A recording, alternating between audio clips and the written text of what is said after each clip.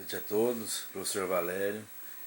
Então, eu venho conversar com vocês sobre uma pergunta que foi feita para mim na live, que foi feita na terça-feira, sobre a diferença, o que eu penso de qual é a diferença entre futebol europeu e futebol brasileiro, ou do outro lado do mundo, né?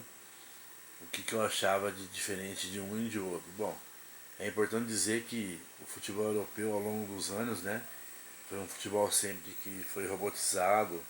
A gente pega pela Inglaterra, né, pela Itália, que é um futebol mais de marcação, mais de posicionamento, e um futebol, como a gente diz no linguajar de hoje, um futebol mais reativo. E já o futebol brasileiro sempre foi aquilo que a gente sempre gostou de ver, futebol alegre, futebol aberto, com pontas abertos, com centroavante, com dois meias chegando, com laterais que marcam e descem ao mesmo tempo, chegam também de trás, né? Então foi sempre assim que o futebol brasileiro se consagrou, conquistando títulos, né? Os três primeiros títulos brasileiros foram conquistados assim. Já o quarto título brasileiro, mundial do Brasil foi conquistado de forma mais burocrática, mas também não feia. Foi um futebol reativo, um futebol bonito que não encantou tanto quanto os outros anos, mas o futebol ele foi objetivo. Nós tínhamos um grande time, um bom treinador e o time correspondeu conforme a gente esperava, né?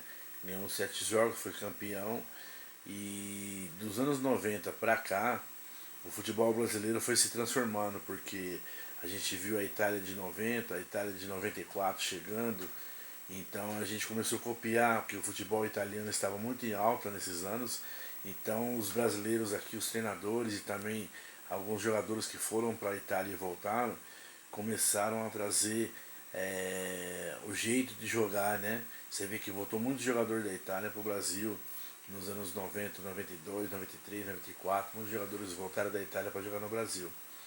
E com isso o futebol brasileiro começou a copiar os europeus naquilo que eles tinham de melhor, que era a marcação, que era a organização. Tentou copiar, né? Porque na verdade não conseguiu copiar. E na verdade o nosso futebol foi decaindo em termos de qualidade técnica, apesar de ter sempre jogadores de qualidade, e já o futebol europeu não. Tirando Itália e Inglaterra, que sempre tem times mais burocráticos, a gente vê a ascensão de uma França, a gente vê a ascensão de uma Bélgica chegando, uma Espanha que nunca tinha ganhado nada, ganhando uma Eurocopa, ganhando uma Copa do Mundo, chegando numa final de, de, de Copa do Mundo e encantando o mundo, seu futebol de toque, né?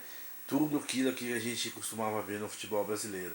Então o que acontece? A gente começou a se preocupar mais em ser reativo do que ser jogar o futebol arte. E hoje, né, infelizmente a gente procura jogar o futebol de resultado primeiro para depois chegar no futebol que é o que a gente gosta de ver. Então o que a gente vê no Brasil, dificilmente sai um jogo com 4 5 gols, né? Como saía antigamente. Por quê? Porque nós nos preocupamos mais com a parte tática, a parte de marcação, do que a parte de ofensividade. Né? Você pode ter os três melhores atacantes do Brasil.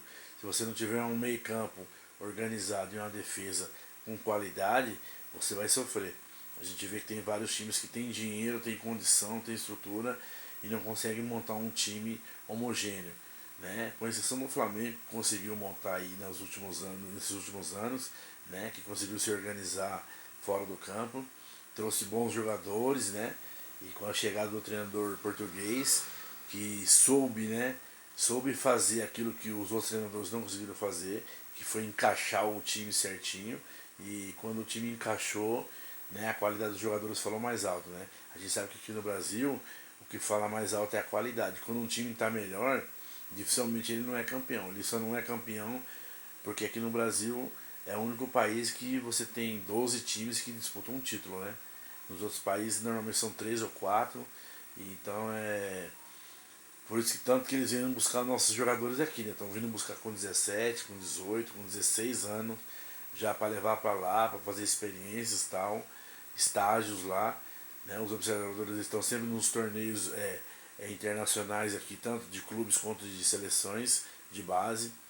Então a gente precisa acordar o quanto antes para poder trabalhar esse lado do nosso futebol, tanto na nossa base quanto nos nossos times profissionais. Tanto que a gente vê tantos garotos que sobem e tantos que voltam para trás ou até somem do clube, porque os clubes não dão oportunidade. A oportunidade é dada a um ao outro e são poucos que conseguem agarrar porque não tem um tempo certo para poder fazer essa transição entre sub-20, né, sub-23 e profissional.